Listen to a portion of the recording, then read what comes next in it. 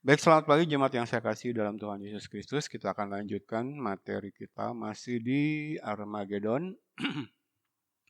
Masuk ke bagian yang keenam, Zakaria pasal 14, kita masuki pasal 14 mulai dari ayat yang pertama dan khusus ayat pertama ini menyatakan tentang hari Tuhan. Hari Tuhannya sendiri sudah kita bahas lebih dulu, lebih awal.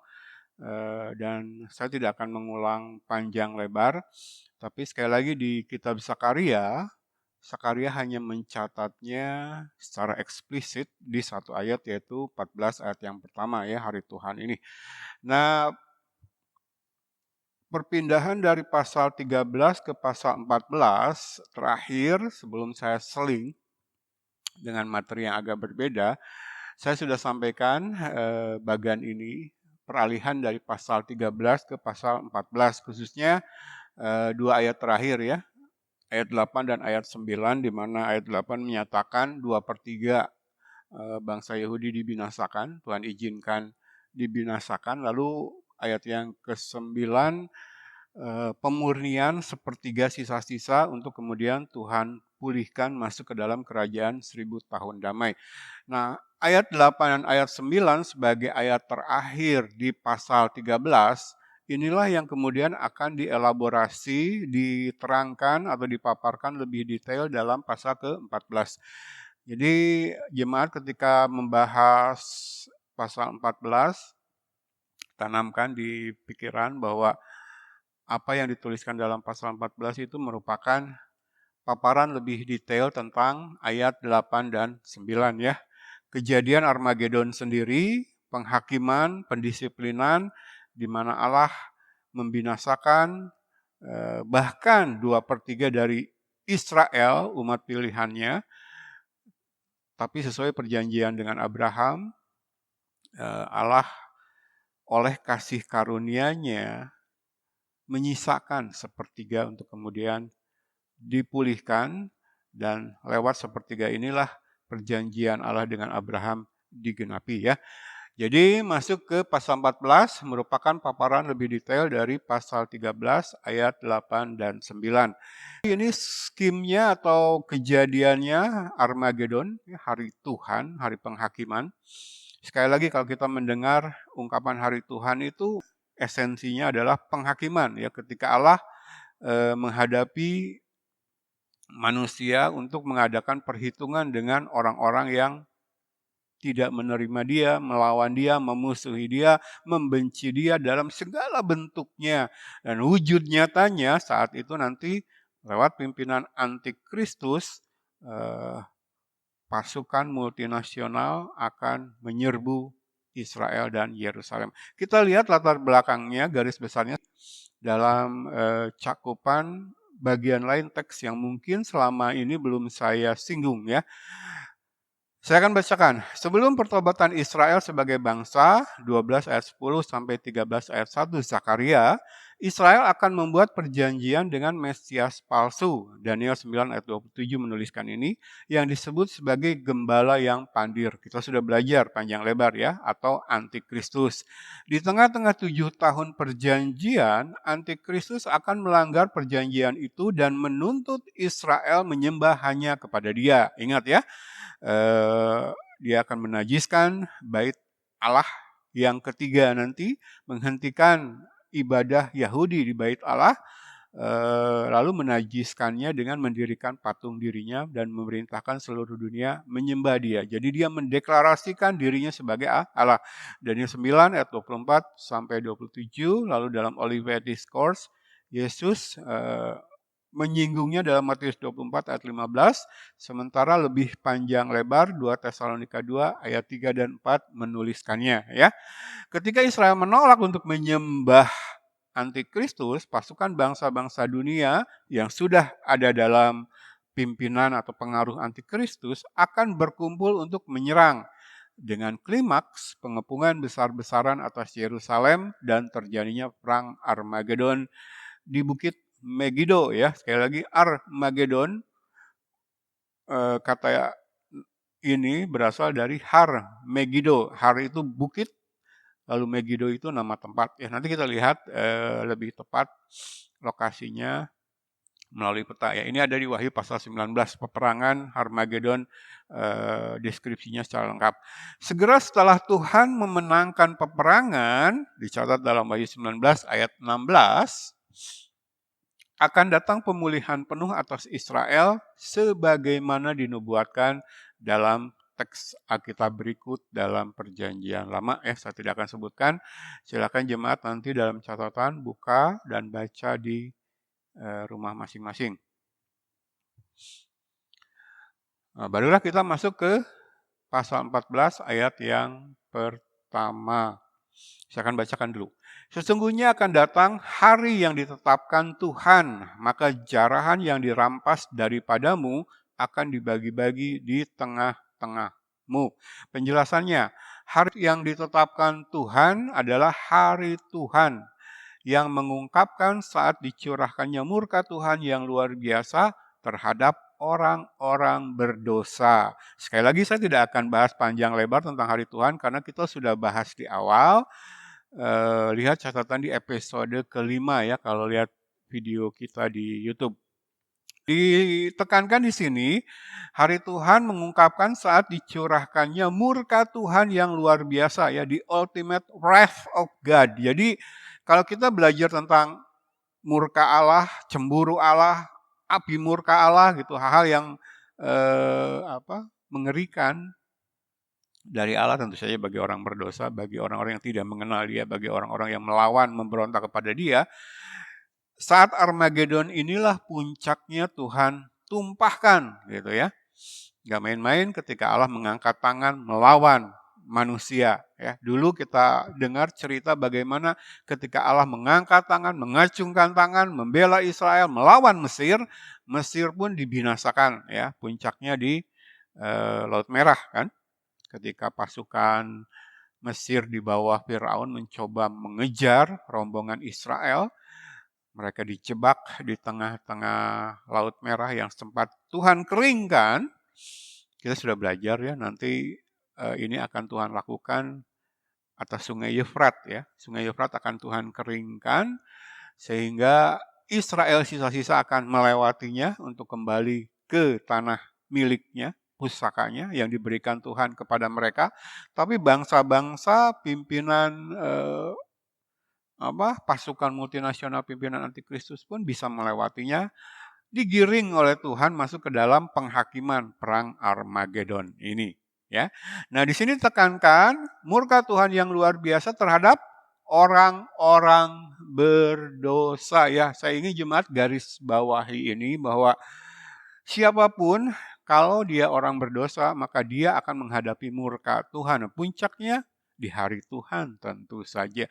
Termasuk bangsa Israel, sebagian dari mereka yang adalah bangsa pilihan Tuhan. Jadi kalau berbicara tentang kemahaadilan Allah kita, Allah tidak pandang bulu. Yang Allah yang membuat murka Allah adalah dosa yang dilakukan oleh manusia ya.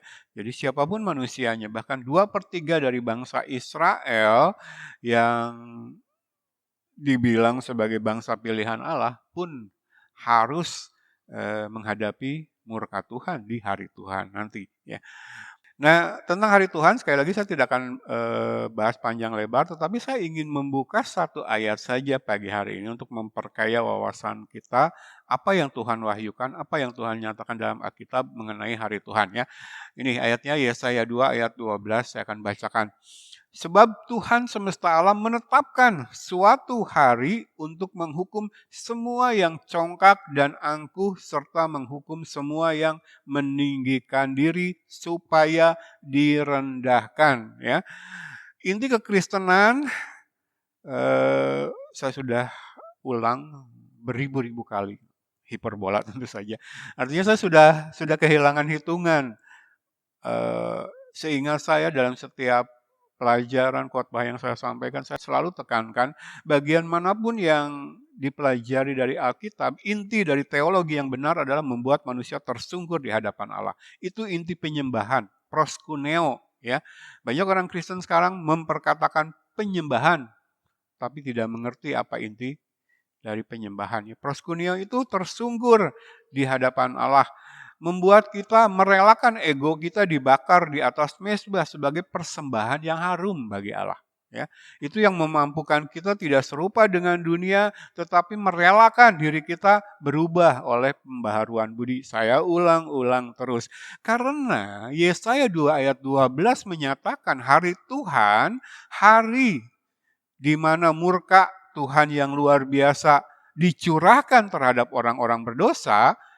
Orang-orang berdosa itu apa sih? Apa sih inti dosa di hadapan Allah? Apa sih pengertian esensi dosa dalam iman Kristen yang benar ini? Congkak, angkuh, meninggikan diri. Ya. Dalam Matius pasal 7, Yesus katakan, aku tidak mengenal engkau. Nyala dari hadapanku, hei orang-orang yang berbuat kejahatan. Ya. Nah, kejahatan di situ adalah inti dari dosa, anomia. Ketika manusia congkak angkuh, lalu meninggikan diri, lalu menjalankan hidup tidak mengindahkan hukum-hukum Allah. Ya. Anomia, anomos, itu jahat. Dan Yohanes dalam suratnya menegaskan bahwa hidup tanpa hukum-hukum Allah adalah dosa. Ya. Jadi congkak, angkuh, meninggikan diri itu musuh di hadapan Allah. Firaun congkak, angkuh, meninggikan diri, Tuhan rendahkan. Kita ingat ada satu raja zaman perjanjian lama, Tuhan sudah anugerahkan berbagai karunia dalam hidupnya, dia meninggikan diri dan Tuhan rendahkan. Ya. Tapi sebaliknya Yesus memberikan teladan ini, esensi kekristenan. Merendahkan diri serendah-rendahnya, Allah yang rela menjadi manusia, dikatakan Filipi pasal 2, mengosongkan dirinya, meninggalkan kesetaraannya dengan Allah, lalu rela menjelma menjadi manusia dengan segala keterbatasannya, hamba, merelakan diri, bersikap hamba demi memberitakan Injil keselamatan. Bahkan karena kebenaran yang disampaikan, dia dibenci, dia difitnah, dia disiksa, dia dianiaya, dia diolok-olok, dia dihina sehina-hinanya, sampai kemudian dipakukan di atas salib sebagai penjahat kelas kakap, orang terkutuk. Sedemikian merendahkan diri demi menggenapkan rencana Allah, maka Yesus yang kemudian mati, dikuburkan, bangkit pada hari yang ketiga, lalu kemudian naik ke surga dan ditinggikan oleh Allah, mendapatkan nama di atas segala nama. Itu nama yang kita sebut setiap kita berdoa, setiap kita teringat kepada Allah kita menyebut namanya itu. Nama di atas segala nama. Nama yang sudah ditinggikan karena sudah rela merendahkan sedemikian. Nah, kita orang-orang pilihan Allah, ingat Roma pasal 8 mengatakan doktrin predestinasi intinya di sini. Bahwa orang-orang, sekelompok orang-orang tertentu sudah Allah pilih sebelum dunia dijadikan untuk menjadi serupa dengan gambaran Kristus. Sehingga Kristus menjadi kakak tertua dari banyak saudara. Kita yang dipilih, kita yang diubahkan lewat kelahiran kembali. Menjadi serupa dengan gambaran anaknya. Gambaran Kristus yang bagaimana yang dijadikan serupa ketika kita mengalami kelahiran kembali. Itu kerelaan untuk merendahkan diri serendah-rendahnya. Jadi inti kekristenan adalah sangkal diri pikul salib. Karena pada hari Tuhan nanti, Yesaya 2 ayat 12 katakan, yang congkak, yang angkuh, yang meninggikan diri, itu yang akan berhadapan dengan murka Tuhan yang luar biasa. Kepada mereka lah amarah Allah akan dicurahkan. Nah, kita balik lagi ke Yesaya 46 ayat 12, salah satu ayat favorit saya dari keseluruhan Alkitab tentu saja, yang menyatakan bahwa orang yang congkak di mata Tuhan adalah orang yang menyangkal keberadaan Tuhan, eksistensi Allah, kemahakuasaan Allah, kedaulatan mutlak Allah. Itulah yang disebut congkak. Jadi kalau jemaat baca mengingatkan kembali Yesaya 46 ayat 12, di sana dikatakan apa? Dengarkan aku hai orang-orang congkak, orang-orang yang jauh dari kebenaran. Jadi ketika Ibu Gembala bercerita tentang seorang hamba Tuhan berkata, Buat apa khotbah panjang-panjang? Tidak mengerti. Bikin saja khotbah yang sederhana, yang simpel, yang pendek, cuplik satu ayat, lalu berceritalah kemana-mana di atas mimbar, jemaat disenangkan. Katanya khotbah yang demikianlah khotbah yang bisa dimengerti jemaat. Saya tidak bisa hilang ingatan saya atas pernyataan ini ya. Begitu kasihan jemaat yang dipimpin oleh gembala ini. Gitu kan. Tapi sebenarnya rasa kasihan kita juga kepada sang gembala ini gitu. Oke ya, Yesaya 2 ayat 12 menegaskan bahwa di hadapan Tuhan dalam kekristenan yang benar tidak ada congkak, tidak ada angkuh, tidak ada meninggikan diri ya. Tuhan katakan, dengar hai orang-orang congkak, orang-orang yang jauh dari kebenaran. Jadi dekat dengan kebenaran, tinggal dalam kebenaran, itulah yang akan memproses kita semakin rela merendahkan diri di hadapan Tuhan. Ubahlah aku Tuhan, berubah oleh pembaharuan budi. Koreksi. Nah, kita akan ditinggikan, mereka akan direndahkan. Penjelasannya, poin berikutnya. Yerusalem akan dikuasai sepenuhnya oleh pasukan musuh, diindikasikan oleh keleluasaan membagi-bagikan rampasan di tengah-tengah kota kudus itu. Allah untuk seketika menyerahkan Yerusalem ke tangan musuh. Penghakiman untuk pendisiplinan bagi bangsa Israel ya. Jadi di sini ada ungkapan jarahan yang dirampas daripadamu akan dibagi-bagikan di tengah-tengahmu. Jadi bayangkan pasukan multinasional di bawah antikristus menguasai Yerusalem sehingga menjarah, merampas, lalu membagi-bagikan jarahan itu dengan bebas di tengah-tengah kota kudusnya Allah. Ya, nah bagi Israel ini adalah penghakiman untuk pendisiplinan karena kemudian akan dipulihkan.